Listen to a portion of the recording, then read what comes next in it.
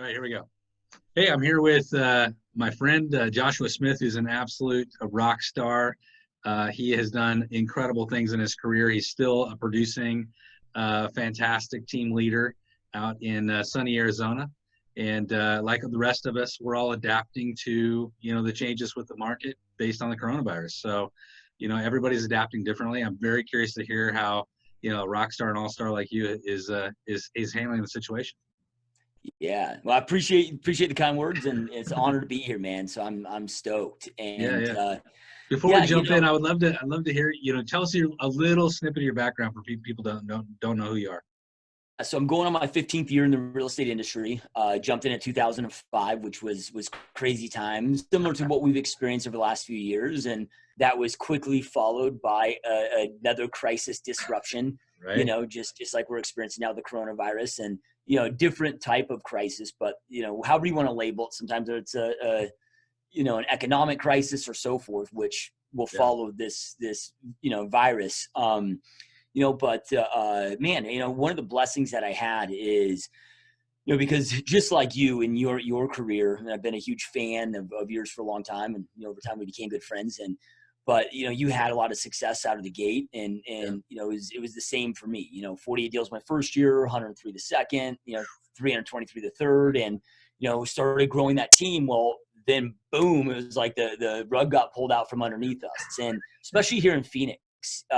We were kind of one of the meccas for the real estate crash. I mean, to the point where, when we hit like 2008, 2009, and 10, about 90% of our inventory were bank owned and short sale properties. So If you did pivot and transition, just to put some context to this, I was selling land parcels, an acre of land for 150 grand prior to the market crash. After the market crash, we're selling the same parcels as an REO for the bank for 5 to 10,000. Wow. Right? Homes that we were selling for, let's just say 275, now we're selling for 85. Right? Our market got hit hard. Now the blessing of that though, is because I didn't have bad habits. It was literally like I was walking in the office, having to pull out a blank piece of paper every day and reinvent myself. Right. So it was easy for me to be able to transition quickly and do short sales and REO. Now, if there's one thing that I've got right my whole entire career, it's been this. Other than showing up, working hard, and those things, right.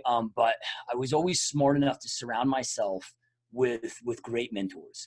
And I'm one of these guys where I'm extremely humble. I 100% fully understand and know with full certainty that I don't know it all, right? So I'm just a student of the game, man. I look at, like the world is just my classroom, and I'm just a student, and every day I look forward to learning.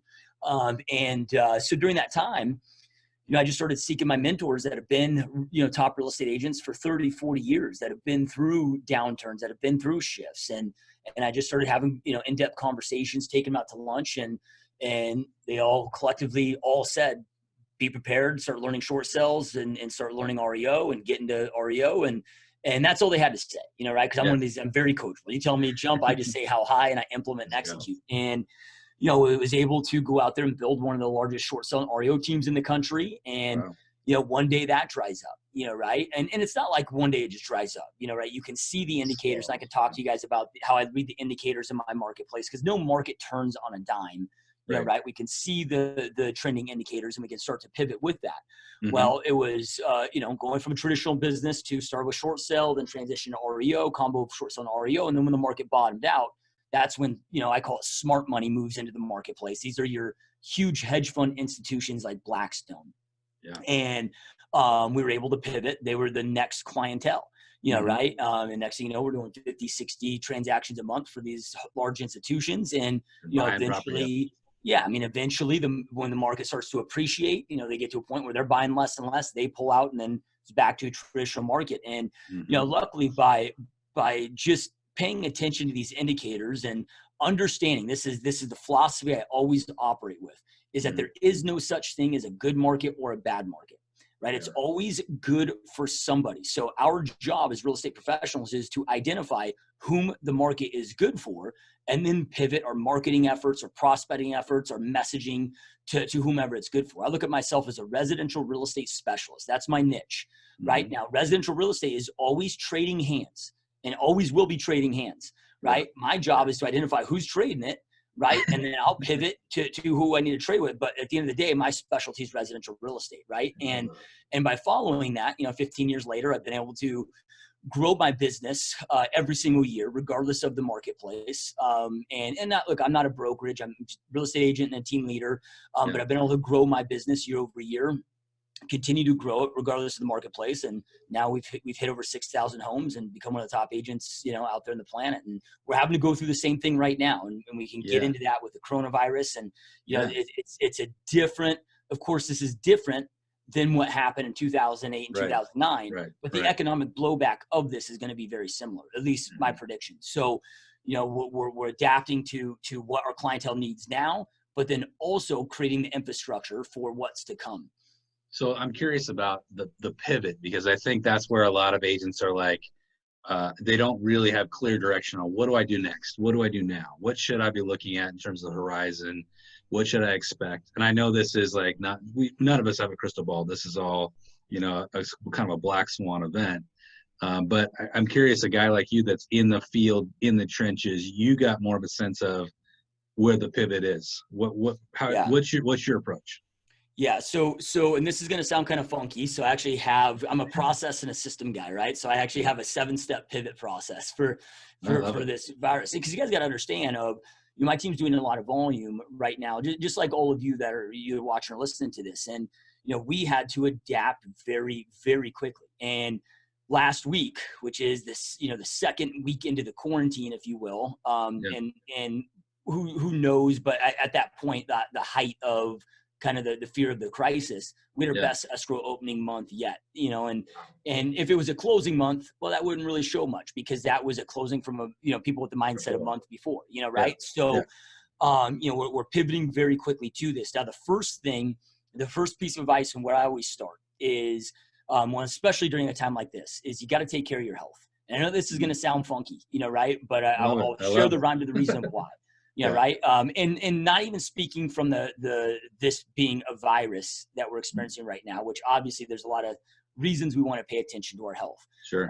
But when it comes to your health, you guys, like eating clean foods, making sure you're getting good rest, all of those things, you got to be able to see very clearly amongst the chaos, right? Your competitors will be putting their head in the sand. They're going to be operating from a place of fear, a place of scarcity. You got to be crystal clear and have, crystal clear mind when times are chaotic, right? You got to be able to strategically think. You've got to be able to go out there and plan effectively.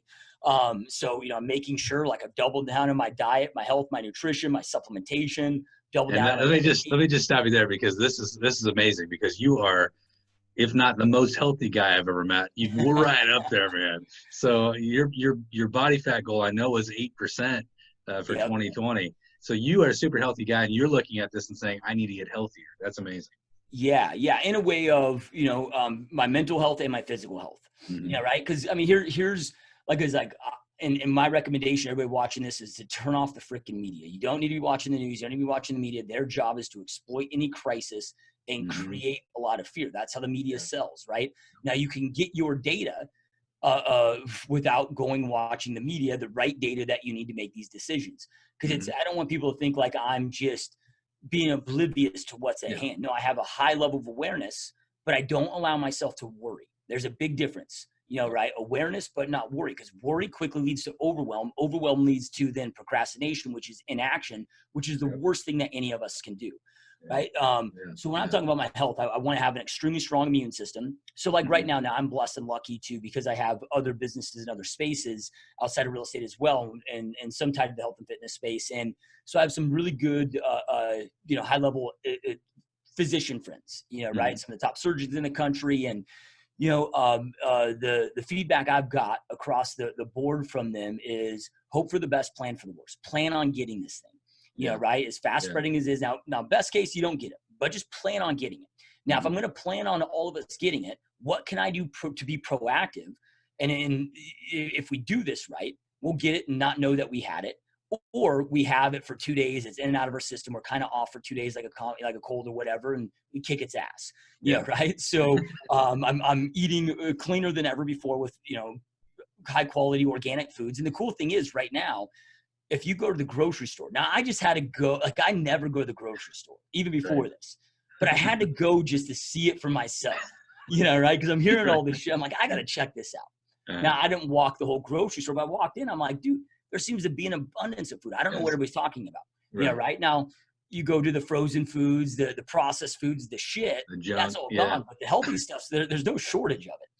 Right. So, but also when it comes to nutrition, it's not just the immune system, you guys. It also, food is the number one leading cause of brain fog. And we can't afford to have brain fog during this time. Right. So I'm also making sure I'm getting my solid 7 to 8 hours of sleep every single night.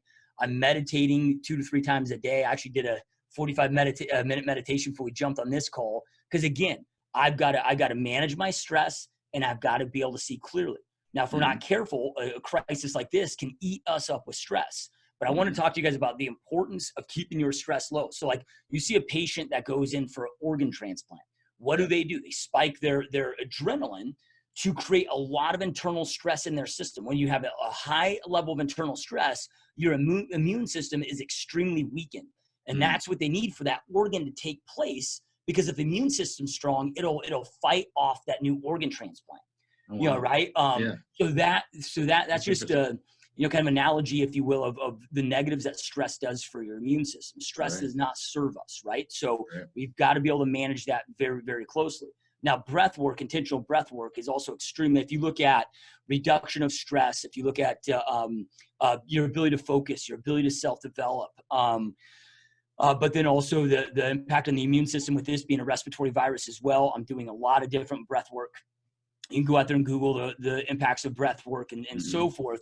A great app, right, for breath work is Wim Hof, WIMHOF, Wim Hof method. And he does it's a free app. There's a free breath work he walks you through in there. It's like you essentially do 30 breaths that he walks you through, and then you hold your breath for as long as you can. Right. And that will keep your lungs and your respiratory system extremely strong, which is important during these times. So that's kind of the physical health component. Then the second piece of this is the mental health component. Right? Like, again, guys, there's only 4 things that we can control as human beings, which is our mindset, our attitude, our actions, and then our choices, right? Like nothing else we can control. So I am going to stay extremely focused on these. And right now, more than any other time, we need to operate from in a place of abundance, not a place of scarcity. We can't be in a place of fear, right? If you want to build an abundantly successful business, which is what we all want to do, you cannot do that by operating from a mindset of scarcity. It's impossible. They contradict each other, right? So, so if I understand that we operate in a world of abundance, and you guys, let me just break this down so it doesn't sound too woo-woo, right? So if you look at the economy, it's a zero-sum game, right? This is how the economy is structured. Somebody's always winning and somebody's always losing, right? So if you look at right now with the coronavirus, who's losing? Well, airline industry, travel industry, right? But then who's winning? Right? You look at Amazon, right? You look at the food industry, not restaurant industry, but food industry, right? I mean, they are coming out massive. So in a zero-sum game, how does that then relate to real estate agents, right? Well, there's going to be a lot of real estate agents that lose it during this time because they bury their head in the sand. They're not paying attention. So the amateurs are going to go away, which is a great thing for all of us. We need that to happen anyway. Right? But that gives more business for the true professionals to go out there and just kick ass and murder it in their real estate business. Right. But in order to be able to see these opportunities, we've got to be clear-minded to see them, right? But then also in a state where we can capitalize and take action on these, right? And I'll get into more of the granular of like what those opportunities look like that we're capitalizing on today. But I'm doubling down on my self-development, doubling down with my time to my mentors. Right. Now, I want to talk about that because I just watched a video with you and your mentor, I think Ryan, right? Yeah, Ryan Blair. Yep. Yeah, Ryan Blair. So I thought it was a fantastic interview, by the way. Terrific. I loved it. But what I think is really interesting about high-level people is that you never find a high-level person who's not being coached, in my experience. Yep. So it's every single high-level person turns to somebody above them to get coaching, which is, I think, what you've been doing throughout your career, right? Yeah, and that's what I said in the beginning. Right? That's the one thing I've always done right is align myself with great mentors. And so, like my business mentor that you saw in that interview, Ryan Blair. Now he just sold his company for $792 million. Right? Like this dude is a player. Yeah. Now he's created and exited from over $1 billion worth of companies so far, and he's only 42 years old. Wow. Right? So the dude's a stud. And yeah, who's he coached by? He's coached by John C. Maxwell. He's coached by Tony Robbins, right? He has many mentors like Dan Gilbert, the owner and CEO of Quicken Loans. And, right? So he's got that next level that's guiding him. And, he's the next level that I'm looking to get to that's guiding me. Right.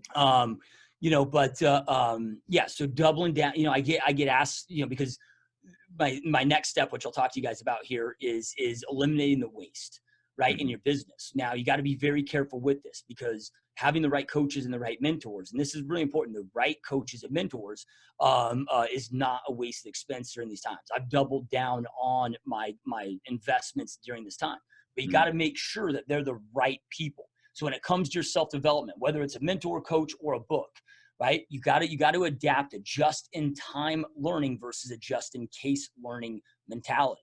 So the difference of that is, like, a lot of people just go out there to self-develop and read a book that may or may not apply to their life or a problem that they have, and may never apply to them, period. Now, that time is no better invested than if you were just to binge watch some bullshit on Netflix, right? Versus just-in-time learning, right? That is me identifying, okay, here's my goals, here's where I want to go, here's where I'm at right now currently, right? What's my biggest problem? What is the thing I must master? What is the problem I must overcome right now that if I overcome that, boom, I'll be on trajectory to hit my goals or that much closer.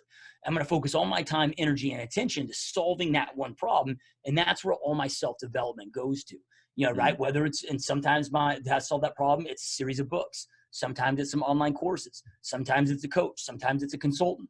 Sometimes it's just a conversation with somebody that's done it that I need to pick their brain on, right? So different for every problem that I'm solving, but making sure that you're doubling down on all of those things and keeping your mind right. And again, in order to keep your mind right, you got to make sure that you're blocking the things, you're restricting the things that put you into dark places, like the media, like negative people. Get that shit out of your world, man, because it's not going to serve you going forward these times. Because I want everybody to be prepared for what's to come, man. The financial blowback of this is going to be so much greater than the impact of the virus itself. You guys, like, I mean, we saw, collectively kind of across the board, the average was 3.2, 3.3 million job loss just last week. Yeah. So when you calculate just the jobs lost last week alone, that's $8 million of weekly revenue that is pulled out of our economy. That's per week. So that's hundreds of millions on annual revenue. And that's just from 1 week.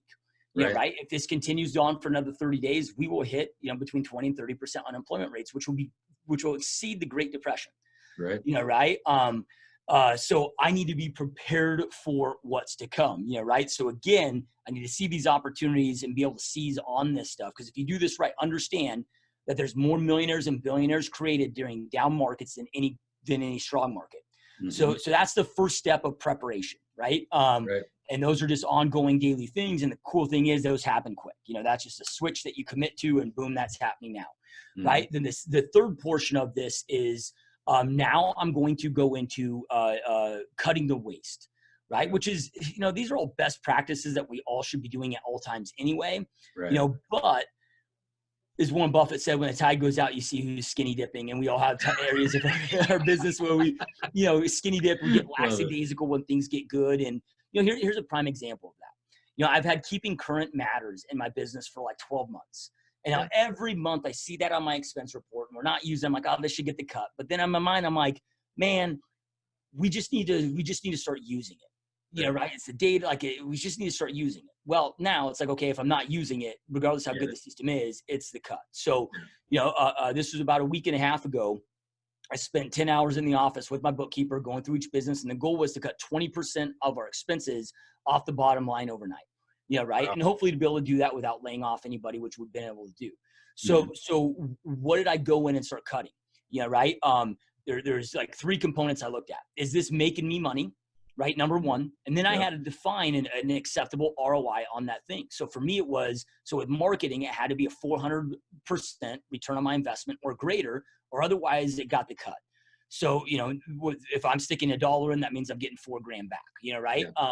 So it's either making me money, it's saving me money, or it's saving me time, right? So there are things that are tough to put in ROI too, like your CRM, right? Now, but we know that our CRM is the most important asset. It allows us to do more and more efficient. It's like, how do you put an ROI to your cell phone, right? It's Right. tough, but you just know that you can't do business without it. So, but it had to be a system that we were using that saved us time. And we just went line by line with going through every system, everything that we were doing, and just gave it the cut, right? Then from there, doing the same thing personally, right? I cut out every vacation I had planned for this year. We were planning on doing a remodel to our house, cut all of that out. Right. I have 3 gym memberships here in town. I only use one of them.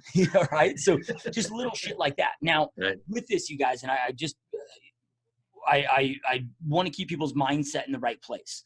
Right. I'm not doing this like I could afford to take the vacations. What I can't afford is to be gone for 2 weeks in Hawaii this summer and not be here and be in a mental space and in an action space to be able to capitalize on an opportunity that could come during that time. Sure. Right. Right. And I want to always put myself in a position to do what my competitors can't do. Right. When they're zigging, I got to be zagging. When everybody's running out of the fire, I want to be the firefighter running in. Right. When they are canceling all their marketing, I'm able to amp up my marketing at a discount. When they're firing all their staff, I'm going to be able to pick up talented staff at a discount and so forth.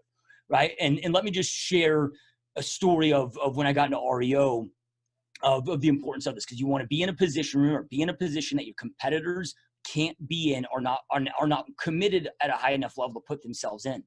So in REO, as an example, you have to float the banks for a lot of these expenses. Right? You got to float them for utilities, past due HOA statements, and so forth. Right? Well, a lot of agents, it ends up being about $1,500 per REO asset that you've got to float for. So within the first 6 months of getting into REO, and in REO, you become a victim of your own success, meaning you start doing well, they start loading you up. So it's very quickly to the point where we're getting 80, 90 new listings a month from these banks. Right. And within 6 months, there's $250,000 out in receivables. Wow. Right? That means money that I'm floating the banks on their expenses. And sometimes these take 3 to 6 months, right, to come back. And during that time, and we had some banks that we had, 30, 40 grand out for that particular bank. And then they went bankrupt and we never saw it back. But most of our competitors weren't in a financial position to be able to float the banks that way. Right. And you're going to see this happen where consumer credit dries up, right? Your credit limits probably, lowered on your credit cards, lines of credit will go out the window, right? So during those times, right, like those weren't available. So the best person that was in the best scenario and situation was able to win. And that's how I was able to build one of the best, and top REO and short sale teams in the country, because we put ourselves in that position.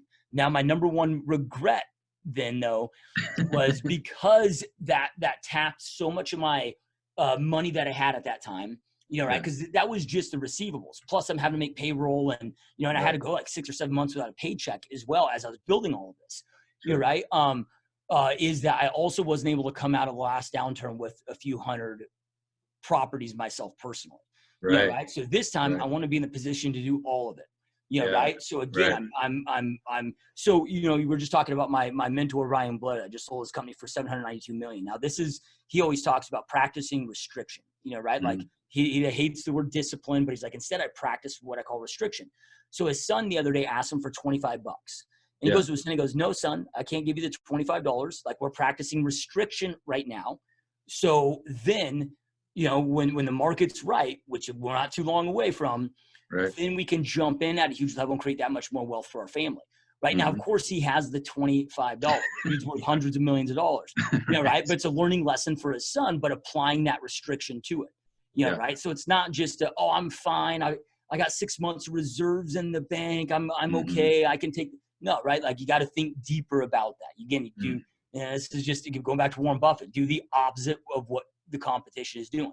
Right? When everyone else is selling, that's when you're buying. When everyone else is buying, that right? So forth. So that is number 3 on the step of the process. The fourth step, then, the next step is adapting to the current consumer at hand right now. Right? So this is me being there for the clientele that exists right now, because you guys got to understand there are a tremendous amount of buyers and sellers that are out there right now today, even during this coronavirus, that can't afford to put their life on pause because of some virus, right? So we are then doing everything we can to double down and adapt to their needs, their concerns, and be there for them at the highest level right now. And there's 2 main concerns that they're experiencing, right? Number one is now still a good time to go out there and buy and sell amongst this coronavirus. Right. So like for our How do you listing, answer that? Because you have the economic part of it. And then I'm just going to say this so then you can remind me if I forget to come back to one. And the second one is the virus itself. Yeah. Right. So how we're handling it for our listings that want to pause, right now, you got to understand, we are not trying to be manipulative. We're not trying to be like, we're there to serve and support our clients in the highest possible way at whatever is best for them and their family. Right. So like, just being honest, if I had my house listed right now, my wife would be like, no way in hell are we going to keep the house on the market. Like she's scared to even let her cleaning lady come in the house right now. Right. Right. So, but we're not in a position to need and have to sell, right. So we're it's always, I've always been a huge believer, clients before commissions, right? Like I'll figure out the money part of running my business. I'm putting my clients' needs first. So you've got to be very, very empathetic and compassionate, especially during these times, right? So if they truly feel it's in the best interest of them and their family, I'm not trying to talk them out of that decision, right? But it's those that do still need to move forward. Maybe they're out of state, it's a vacant home, they don't, whatever, which there's a ton of that we're dealing with. So we're just going into the economics of it, of explaining, okay, right now it's twofold, right? So number one, and you guys, I have the objection with this framework, the feel, felt, found, lead. And I learned this from another one of my mentors, Darren Hardy, and it's the best framework I've ever found, right? So that leads with, hey, I 100% understand how you feel. That's the feel, right? Most of my sellers that I'm working with and speaking with right now initially felt the same way that you are feeling right now. So the feel and felt show compassion and empathy. It shows agreeance, right? And gets them to listen to the found. Now the found is just the education, right? So most of my sellers that I'm working with initially felt the same way that you're feeling right now. Now here's what they found. Right now, before I start in the education mode, I let them know. So here's what they found. Now, before I get into this, I'm just going to share this so you have it. My goal is to give you all the information you need to make the best decision for yourself and for your family. I want you to know that I'm here to be there for you. I'm here to support you at the highest possible level, whatever your decision is, with a very strict, absolute no pressure policy inside of our organization. So we'll never push you or pressure you to do anything you don't feel comfortable with doing. So I'm only sharing this information just so you have it and you can decide what's best from there. So again, a lot of my home sellers that I'm speaking with initially felt the same way that you felt, but here's what they found. Number one, your competitors, when you're listing your home, are the other listings on the marketplace. It's not the buyers, it's the other listings. And because so many other home sellers are feeling the same way that you are right now, a lot of them are taking their home off the market. So right now you have a lot less competition, right, out there in regards to your direct competition. Now, from the buyers out there, the buyers right now are still buying at record rates. And one of the main reasons for that is the Federal Reserve dropped the interest rates now to zero. Doesn't mean mortgage rates are zero. It means they're lending that money out to the banks at zero. So the interest rates are at recorded lows, the lowest we've ever seen. And the lowest they'll probably ever be, for who knows how long to come. So buyers are capitalizing on this. And there's a lot of buyers that need to buy and can't put their lives on pause because of what's going on. Now, here's where I'll share some stats and data, right? Like if you're a team like mine, you're doing a lot of volume, we can share that, hey, we just put 23 deals under contract in the last 7 days or whatever the number, I don't have the exact number in front of me right now, but, or take your MLS, right? Hey, in the last 7 days, here's how many homes went under contract, showing how many buyers are still out there buying. Right. So buyers are still buying. You have less competition, less listings. So if you are in a position where you need to sell right now, now may be the best time to ever sell. And then also, we don't know the economic, blowback of this. And right now, real estate market prices are still at record highs. Yeah. Now, so that's the economics. And we'll let them know, hey, so that's only one part to it. We also know that there's more to this of your concerns than just money. I'm sure that you're also concerned about the susceptibility of this virus exposure to you and your family. And we've also done everything that we can to minimize that and protect all of our clients. So the first thing that we're doing is typically in a normal listing process, if you decided that you wanted to pursue this or explore this, we would come to your home, meet in person, meet at your kitchen table, and so forth. Now, some of our sellers are still wanting to do that.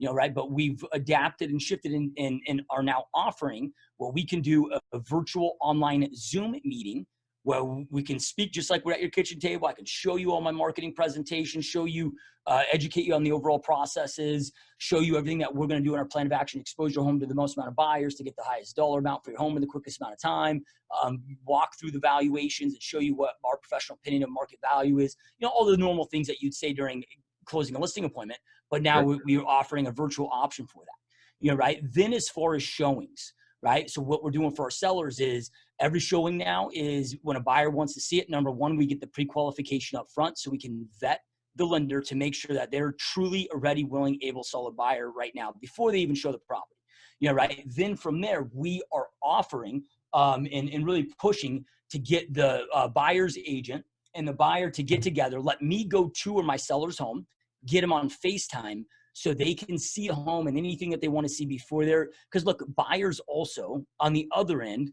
they're wanting to minimize their exposure as well, right? So then from there, we're telling the seller, look, after that, a buyer, there's still a great chance that a buyer is going to want to see your house. But you got to understand, at this point, they're as hot of a buyer as you can absolutely get. And I'll make sure I'll meet them at the property before they get here. I'll supply gloves and booties for them and their agent. I'll make sure nothing is touched in your home. And then just in case, after they leave, we'll wipe it on everything and disinfect everything. And, so we're just minimizing the risk of the exposure. I'm curious, right? I'm curious really quickly on your virtual listing presentations. How's that working for you guys? Are you getting a lot of virtual listing presentations? What's funny, when we first started doing this, I thought a lot more would take us up on doing the virtual. Most are just like, oh, that's really cool, but we still want to meet in person. But it's about 30%, 30% that are doing the virtual. Oh, that's cool. Okay, I'm so just curious. And again, this is so new. I'm a tracking freak, but it's so new that it's hard to have so much good data on this right now. Yeah. But if you look at this, there's nothing that we can't do here that we couldn't do in person. It's just still some of the connection piece. You can't walk through and see pictures, have a conversation about a photo, on the walls. But I'm telling you, man, the general public's appreciation for us adapting so fast to this has been huge, right? Because I'm telling you, even that there's some people that are going to still be like, no, we're just not comfortable yet. But the fact that you adapted so fast and offering all of these, like, you're going to get the business when all this goes away, as long as you do your job with the follow-up. Right. We call that stacking. We're stacking business for, when the surge comes, because it's going to come. But I agree with you. There's a huge demand. We're seeing a huge surge in listings. Are you seeing a surge in listings right now? Yeah, we just started in the last 7 days. I mean, for the first week, it was declining, but then now we're seeing a huge surge. Right? It's interesting. Yep, huge surge. And then we're doing the same thing on the buy side. Right? Virtual buyer consultations, offering to do FaceTime. Now, for us in our marketplace, because our marketplace has such low inventory and has been hot for so long, a lot of the stuff we've been doing anyways, right, before this, because it was like, all right, a buyer wants to go, let's say there's a home that hits the market that we know meets their dream home form criteria, but they're stuck at work. Well, in some of our marketplaces that we're at in our county, I mean, there's like Gilbert. Dude, in Gilbert, you're going to have 20 offers on that thing within the first 24 hours. Like, we can't wait for them to get off work. So we're used to having to jump over, do it anyway there, get the paperwork and do this stuff virtual anyway. Right. But it's just, it's one of those things that this gets you to the table and gets you the relationship, right? But here's, and then from that, like, the question I'm getting a lot of right now is, well, how do I even get these conversations taking place? Yeah. Right now, every market's different. Like Michigan and New York, for example, real estate wasn't considered essential. So they are fully shut down. They can't do showings. They can't do open houses. They can't, luckily here in Arizona, we've been classified as essential. We're still doing open houses on our vacant properties only. We would do them on occupied properties, but we don't have any sellers that want them done. But we did one last Thursday, and we had 7 people through and ended up getting an offer on a Thursday afternoon on that house. Wow. Right? So are you doing traffic. Are you doing virtual open houses? I'm just curious. Not yet. Okay. Right. So that is because we're still having a lot of success with them. I have a lot of top agent friends that are doing those though, and we'll kind of see. I don't know. I haven't really talked to anybody that's crushing it with those yet, but doing Facebook Lives, letting people ask questions and so forth. And look, we've adapted to even with our open houses. Right. Now the cool thing about the open houses is it's extremely serious people that are coming through these open houses. Yeah, right. The looky-loos for are sure. weeded out. So yeah, it's less traffic, but it's kind of for the good. Yeah, Yeah. right. And I will tell you, we are getting a lot of hate from the agent community on doing these open houses.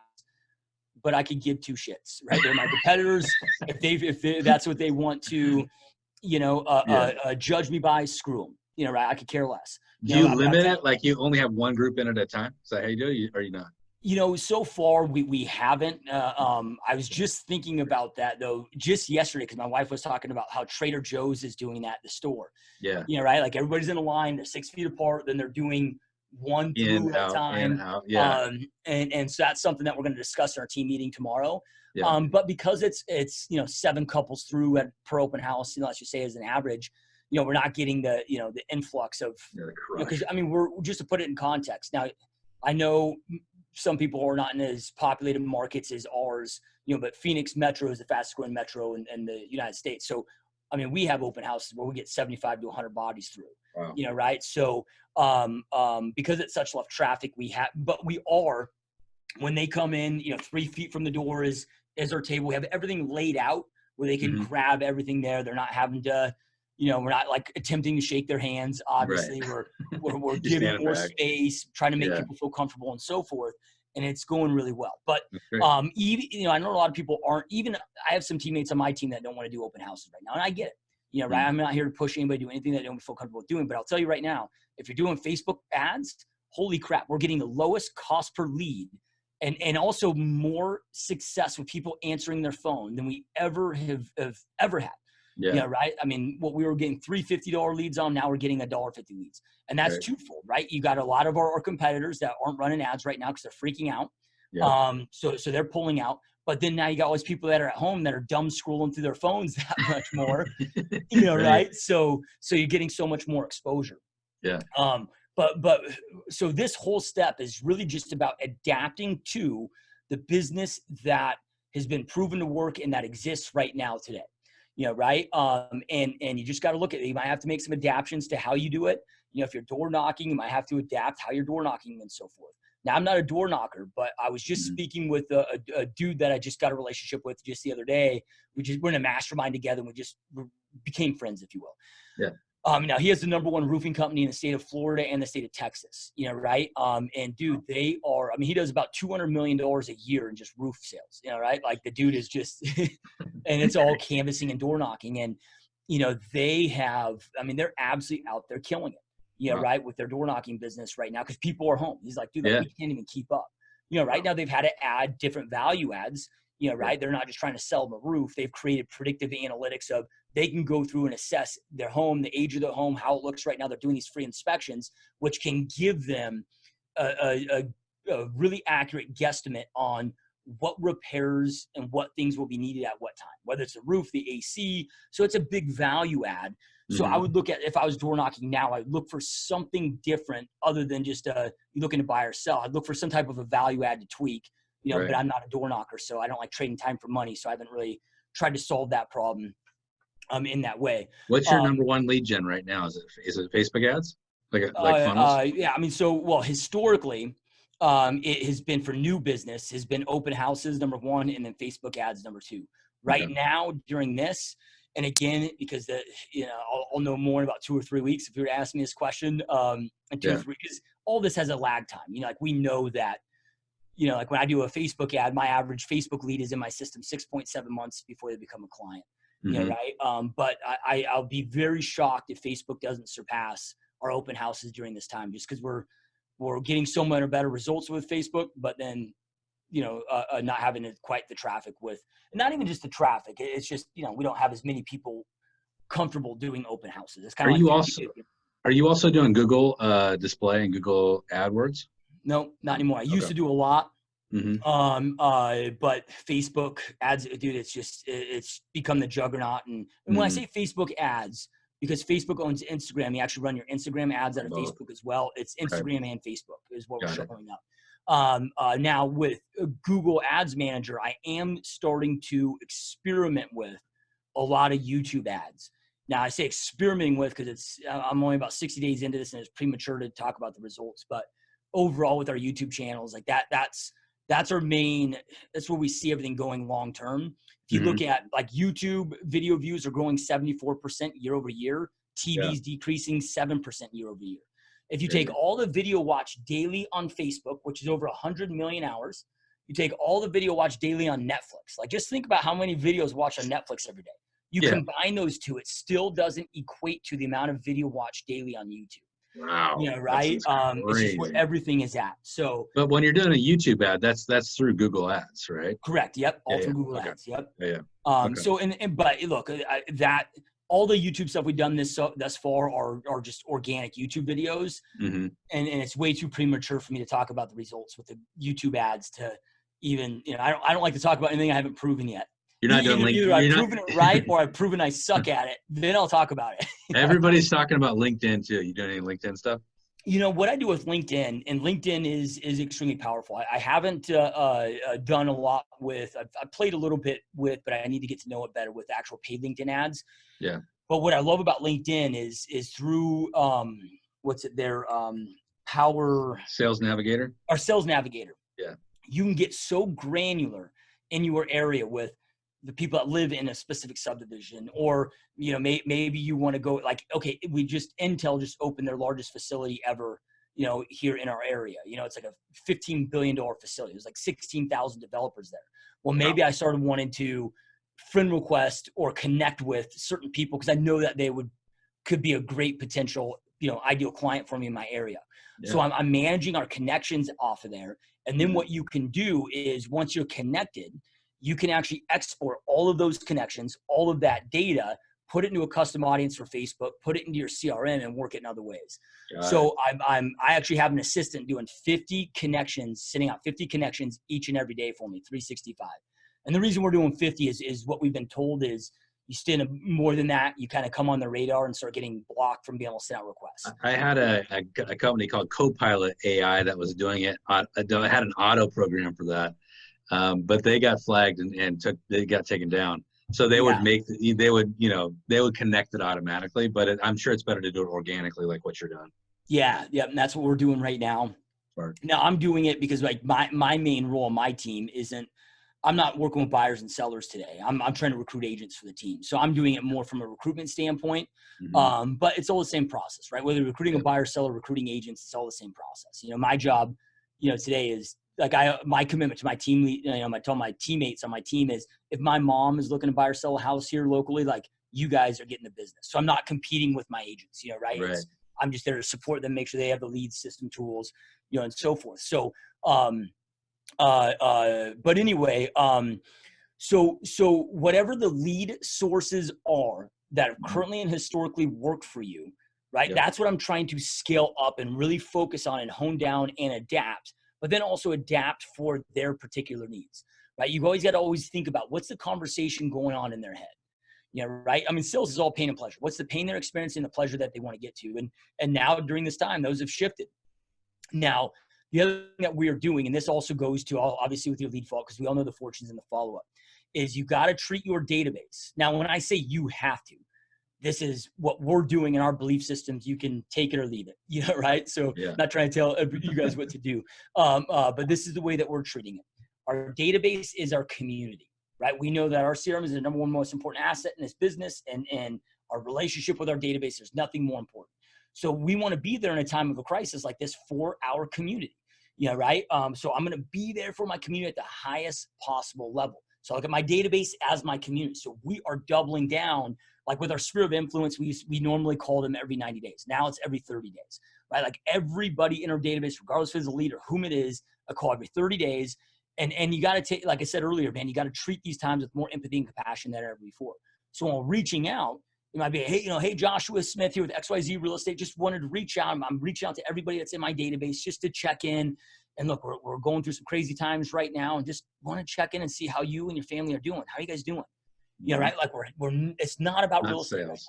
Right now. Right? And then depending on how that conversation goes, right? Like, okay, I'll just give an example. Like my brother is in the restaurant industry, right? Well, his restaurant is closed down right now, right? So if it's somebody in a position like that of, oh man, I'm a chef and our restaurant closed down and just trying to, get through these times, and hopefully the restaurant opens up sooner than later. And like during those conversations, you guys, real estate should never come up. You know, right? When somebody just lost their job or is laid off, or thinking about maybe the company just went through the furlough and they're just starting the first round of layoffs now, right? Though, dude, I'm just there for them. Right. And when I say be there for them, look, none of us have the funds to be able to go out there and support everybody. Right. So I'm not saying be there for them by bringing them food and whatever, if you can, cool. But I'm not saying that to do those things. Don't underestimate the power of just being a good listener. A lot of people just don't have somebody there that they can vent to, that doesn't judge them, that will just be there to listen. Right. So during situations like that, like if somebody just got laid off, it's oh man, I'm so sorry to hear that. And I don't know if this will help, but if you want to send me your resume, I can send it out to everybody in my network, and who knows, I can't promise anything other than, look, I'm going to send it out to everybody. I'll do everything I can to support you. And if there's anything that you need, I don't know what that may be, but even if you just need somebody to talk to vent to, look, I'm a great listener. Right. I'm here for you. I'm not here to just be a realtor. I'm here to be a resource and friend for life. So whatever it is that you need, man, I'm here for you. Right. I'm going to continue checking in every 30 days with everybody in my database that way. Now, if the conversation goes like, oh no, man, things are going great. It's an adjustment, with this quarantine, working from home and balancing the family and the kids at home right now. But man, work's still busy and enjoying the time and trying to enjoy the time as much as possible with the family. Right. That conversation is now going, I can pivot. Right. Once I'm so glad to hear that, and that you and the family are doing well, man. That's so great. I love your optimistic attitude, and such a so refreshing. I've talked to so many people today that aren't blessed in the way that you are, and things aren't going as well for them. So man, I'm so glad to hear that. And hey, while I have you on the phone, right, just want to check in. I know we were talking in the past about whatever with the real estate needs, right? This is where you have your notes in your CRM, but just want to see if there's any questions I can answer for you in your real estate needs. What's going on right now in the real estate market with all this craziness taking place, right? What my professional prediction of where things are headed, any questions that you have, any real estate needs that you have that I can help you with while I have you on the call. Right? So, and those are the people that we're trying to serve and support, that again are in a place and have a need, but then also either want to capitalize. Like right now, a lot of our buyers are like, shit, man, it's so much cheaper to buy now than it is to rent. We want to take advantage of this, right? Sure. So, we're not being insensitive to the situation by any means. But I'm telling you guys right now, yes, there's going to be less people looking to buy and sell right now. But I can promise you this, there's a shit ton more real estate agents out there burying their head in the sand, not taking action. If you take the right amount of action every single day, your business should not just continue as usual. You can absolutely thrive during these times. What's interesting about that, in my personal market, we had 1,500 agents at the peak of the 2008 market. When the 2008 market happened, it went to 750, and you look at that, and you have 750 less agents. You don't have half the business. So actually, you can have an increase in your business proportionally, and that's what we got to look at. Is you're exactly right. People are going to bail out of this thing, and they're just going to go into hibernation mode. So I think that's a perfect. I love it. Yeah. Well, how many recessions have you been through now, Jim? Oh my gosh, 30 years in the business. This is at least my fourth or fifth. Yeah. And you've thrived in every one. You got through every one, and you've done, What you said earlier, which is so important, is that in a good market, there's your top 10 agents in a good market are almost inevitably your top 10 agents in a bad market. It's the same agents, and it's because they approach things not from a market-driven standpoint, but from a strategy-driven standpoint. And they just come at it like, I'm going to strategize this, which I just think it's the separation point between good and great. That you step up and you actually rise in these occasions. And I think what's crazy about my personality, which is kind of sick, is that I kind of like crisis. I think it's almost like the opportunity. It's like you were saying. Every time I come out of one of these, I'm always like, man, I should have bought more stock, or I should have bought more houses. I always feel the same way you do, which I think is just, that's just our personality types, Yeah. Well, and then look, I don't think any of us like when people go through a tough time, right? But it's the understanding of just how the economy works, that it's a zero-sum game. Somebody's winning, somebody's losing, and there's more opportunities during a downtime. And if you play this right, there's no reason that anybody shouldn't come out of this the next few years with their business being tenfold of what it is today. Absolutely. Right. If you play this right. And again, it doesn't mean that, Jim and I don't have hearts. We do. We have as big hearts and as much compassion and empathy, I guess, anybody out there. Right. But we also are going to do what we got to do to go out there and create more opportunities for our loved ones and continue to grow our businesses, because the opportunity is there. So you also got to capitalize on it, which is why you got to be clear-minded. All those things that we talked about before. Let me ask you about team leadership, because you're coaching your own team. And what's the reaction of, how are you leading your team to stay in the same mental state? Because you're going to have some people react differently, right? Yeah, and it's inevitable, right? But, one of the best analogies that I was ever told, or stories I was ever told of, the difference between a manager and a leader, right? A manager is has the mindset of, okay, I can lead the horse to water, but I can't make them drink, but it's my job to lead them to the water, right? Where a true leader understands, if you ever try to tug a horse that doesn't want to be tugged, you're not going to win that battle. You're not going to tug them to the water. Your job ultimately is to make them thirsty, because then if they're thirsty, they'll be begging you to lead them to water. And then when they get there, they'll drink the shit out of it, right? So, so how do you make people thirsty? You lead by example, right? So if I want my people to show up, look, guys, and I'm not saying for anybody to do anything they're not comfortable with, but I'm at the office every day right now. Right now, I'm still being smart about this. Now we have our staff is off. I'm forcing everybody to be here. So it's a ghost town in my office. I have my private office. I'm still practicing best practices to be smart with this virus at hand. I'm not being, just incompetent about it either. Right. But whether you're showing up at home, showing up at the office, whatever, I'm showing up. Right. So I was actually in LA when Trump announced the initial quarantine and the world shut down. I was at a mastermind, so my phone was off for 4 days. So now here I am in LAX that Sunday evening, open, and I get there, none of the shit, it was the world was normal, and then I get to the airport 4 days later, and the world's changed. But man, I could see the writing on the wall. First thing I did Monday morning is that when my wife and kids got up, I was just look, guys, you're not going to see me much for some time. Right? I know the kids are out of school longer in our state. The school's done for the rest of the year now. Wow. So it's, I'm hey, I'd love to spend more time with you guys and take advantage of this, but I can't right now. Right now with what's to come, I got to get to work, right? I got to make sure that our business is taken care of, that I can feed you guys, put a roof over your head, create opportunities for you guys. I got to make sure, look, I have over 100 people that work directly for me between all my companies. I have a lot of employees to make sure that they're taken care of and have opportunities taken care of for them. But it doesn't mean that I don't expect them to step up too. I'm not here to carry the company's weight on my shoulders, but the speed of your organization will only go as fast as the leader. Right? So, but it's, dude, I'm back to 18-hour work days, Monday through Friday, back to 10-hour work days, both Saturday, Sunday. So I have an hour a day during the week with my family. And then during the weekends, I have 3 or 4 on each day. Cause I do Saturday and Sunday, I'm working by 4 a.m., right? So then I can be done by 2 p.m. and have the rest of the day family day, right?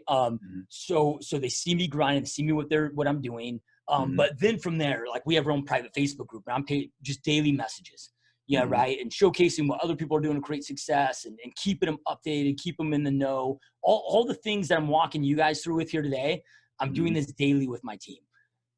Do you do a Zoom call every morning? Hey, at 8 o'clock, we're all meeting? Nope. Just in our Facebook group, man, I'm just streaming videos in a constantly form. Right? Because they're busy in their routines, and I don't want to mandate people to be on a huddle like this. But I'm just sharing as much positivity. And then also, though, especially with my top agents, I'm spending a lot of one-on-one time with them right now, just whiteboarding out, okay, here, try this, do this, right? And then as I'm showcasing that's working, right, we just document that daily, right, inside the group. So then everybody's seeing how to pivot with this. So all I can do is try to inspire them to operate, again, because there's only the 4 things that we control: our mindset, our attitude, our actions, and our choices. So every single day, number one, if I expect others to show up and operate in a certain way, as a leader, okay, I've got my core values right behind this screen on my wall, right? Well, if those core values are important to me, my number one job as a leader is to be a 10 at each of those, right? How can I expect my people, my organization to give 2 shits about them or to operate with those? So if it's all right, if respect is a core value inside your organization, well, then you must be the most respectful. If loyalty is important to you, core value, you must be the most loyal. Right? If self-development is one of the core values, well, you must be the most self-developed inside your organization. So it's leading by example, but not just leading by example during these times. We also got to showcase it. and now today with cell phones and Facebook, and it's easier, than ever before. Cause it's not just my agents, I've got my, I have, almost 2,000 coaching clients, and I have my a couple thousand, software users. And it's just that repetitive thing, plus my employees, my staff, right. And just showcasing that each and every day. And just these principles I'm walking you guys through, I'm walking them through it in one way, shape, form, or fashion each day, right. Just getting them pumped up, like every day, like celebrating our escrows as a company, right, at a high level, and just trying to keep them in the right state of mind, but then also being there for them at a high level. Right. Like I have some agents, like I told you before, that are like, dude, I don't feel comfortable doing open house. Like I got young kids at home. I don't want to be out there. Okay, cool. I get it. I understand it. Let me see your disc test, take the strength finders test, right? Deliver those to me. And I'll spend an hour mapping out a new strategy for you. Right. And just being there for them. And, I mean, right now, you guys, a leader always needs to lead and show up. But in times of crisis, this is when true leaders, like this is when the most important time to show up and be there for your people, right? Don't get caught up in you, like be there for them, at the highest possible. So the next step, because this is really important, right? So the next step is now I'm going to start scaling up smart the things that are working, right? That I'm currently doing. So like with my Facebook ads, but when I say scale smart, you hear guys, let's just say like Grant Cardone, right? That's out there. And I think a lot of us are fans of Grant Cardone and what he puts out there, and it's cool. But, he'll put things out there like, never contract, only expand, right? And I get where he's going with that. But in my experience, you have to contract so then that you can expand, right? Like you got to be smart, eliminate the waste, and then boom. So you can expand, but expand smart, right? So you hear some of these influencers saying, double down on your marketing, double down on this, double down on that.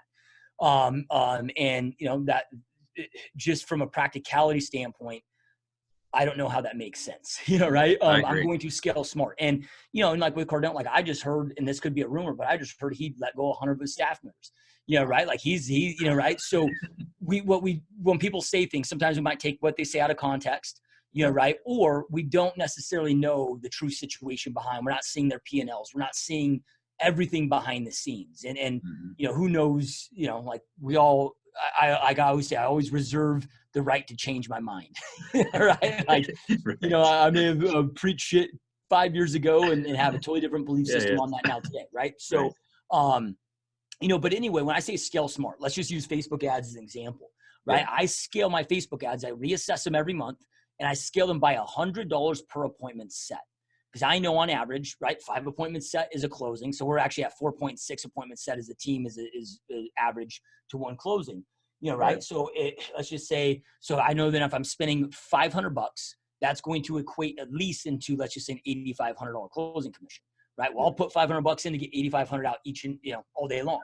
Absolutely. So let's just say I'm spending, $800 a month, and I just set 10 appointments in the last 30 days. Okay, well now I know it's time to scale that up to $1,000, because now I scale it up at whatever it is, $100 per appointment set, and I reassess it and I readjust it each month. So yeah, will I double down on that? Yeah, I'll double down. If first month I hit 20 appointments set, yeah, right. Right. But it's plain red light, green light. So scaling in a smart fashion. Now the last process of this. Now we're probably about 2 to 3 weeks out. So at least at the time, I don't know when you're going to release this, Jim, but this is March 30th that we're recording this. So, I'm about probably 2 to 3 weeks out before I start taking big moves and actions on new adapting to. It's the whole Wayne Gretzky's quote of, I don't skate to where the the puck is, I skate to where it's going, right? Well, I don't really know where this market's going yet. Right? I mean, there's two different economists, two main different types of economists out there. One that it's, we're going to be a massive economic decline through this, like it's going to be ugly. Yep. But then there's also this economy camp that believes that once the quarantine's lifted with the stimulus package, that there's just going to be a wave of economic growth. Right. And here's the hard part for me is I have trusted mentors and advisors that I truly look up to that have not really done me wrong in the past. But right now, I have people that are split in both camps. Interesting. Right? So it'd be easy if they're all in one camp. But the people I look up to for advice, it's like, look, so for me, I don't know. I don't have an opinion on it. I don't like to speculate on it. It's going to be what it's going to be. I'm just looking for the indicators. But I don't want to spend all my time and a ton of time and effort starting to ramp up our short sell, infrastructure and go into short sell marketing. If when, let's say, this quarantine's lifted in 3 to 4 weeks, then the economy has a surge and inventory goes back to, continues to be low, right, and so forth. So I'm waiting about 2 to 3 weeks before, I make a decision there. But right, that is going to be, and here's the cool thing is you can tell this by inventory rates, right? And this holds true to most markets, but real estate can be very hyper local. So, but you can study this historically. You can study the last few recessions and see what inventory rates were. And then you can track, well, what was the percentage of sales that were short sales or REO? So like in my market, anything under 4 months of inventory is, you get to 3, 2, 1, right? That's an extreme seller's market. Right. You get between 4 and 5 months, that's more of a neutral market. Between 5 and 6 months, that's, when you get 5 months, it's where you're starting to see it, a buyer's market. At 6 months, we start seeing a lot of short sales. When you get to 7 and 8 months, we're seeing a lot of REO. Now, here's the cool thing, though, is because these inventory rates, it ticks slowly. So let's just say, like right now, we're like at 1.5 months of inventory. Let's say we're growing a half of a month of inventory per month. Well, I can start, this trend continues predicting, okay, in 6 months, we're going to see an influx of short sales. And 8 months, we'll start to see some more REO, right? Well, then I can start based on those trends. I can start ahead of time predicting, and this is what I did to get into short sell, get into REO, to get in the hedge fund game, to get back into traditional.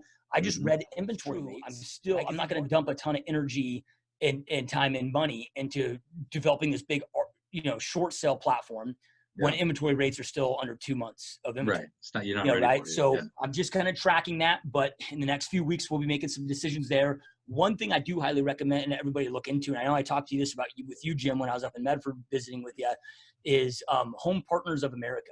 Now, they're not in every state. I think they're in about 20 states out there.